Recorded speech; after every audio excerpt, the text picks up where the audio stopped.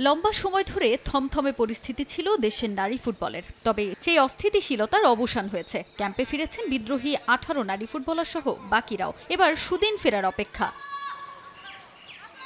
সাফের পর সংযুক্ত আরব আমিরাতের বিপক্ষে দুটি প্রীতি ম্যাচ ছাড়া আন্তর্জাতিক ম্যাচে আর মাঠে নামা হয়নি লাল সবুজের প্রতিনিধিদের। সামনে বড় চ্যালেঞ্জ বাংলাদেশের। এশিয়ান কাপ বাছাই পর্বের আগে নিজেদের ঝালিয়ে নিতে ত্রিদেশীয় সিরিজ খেলতে যাচ্ছে বাংলাদেশ নারী ফুটবল দল। জর্ডান ও ইন্দোনেশিয়াকে নিয়ে জর্ডানের আম্মানে সিরিজে অংশ নেবে পিটার বাটলারের দল। আগামী 31 মে ও 3 জুন দুটি প্রীতি ম্যাচ খেলবে লাল সবুজ।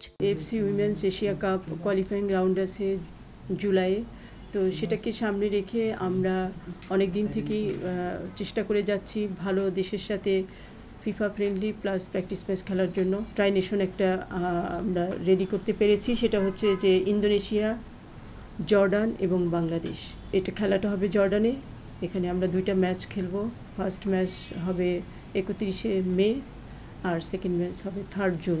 27 তারিখে পাঠাবো এখান থেকে টিম, এবং 3 দিন ওখানে ওরা প্র্যাকটিস করবে। দেন ওরা 31 মে ফার্স্ট ম্যাচ খেলবে এবং 3 জুন ওরা সেকেন্ড ম্যাচ খেলবে। এদিকে বিদ্রোহ করা 10 নারী ফুটবলার খেলছেন ভুটানের লিগে। একই সময় ত্রিদেশীয় সিরিজ আর ভুটানের এই লিগ মাঠে গড়ানোয় সাবিনা ঋতুপর্ণাদের পাওয়া নিয়ে উঠেছে প্রশ্ন। এ বিষয়ে সিদ্ধান্তের জন্য কোচের কোর্টে বল ঠেলে দিয়েছেন নারী উইং এর চেয়ারম্যান। কোচের সাথে এটা নিয়ে এখনো আলোচনা হয়নি। ওইটা অ্যাকচুয়ালি কোচের পার্ট। ওইটার ব্যাপারে আমি ইন্টারফেয়ার করব না। এটা টেকনিক্যাল পার্ট। এটা কোচ ডিসাইড করবে কোচ কি করবে। ওরা ট্রেনিংয়ে থাকবে, ওরা ফিজিক্যালি ফিট থাকবে, এবং ওরা তো একটা নির্দিষ্ট সময় পরে যখন কল করা হবে তখন ওরা চলে আসবে, এসে টিমের সাথে জয়েন করবে।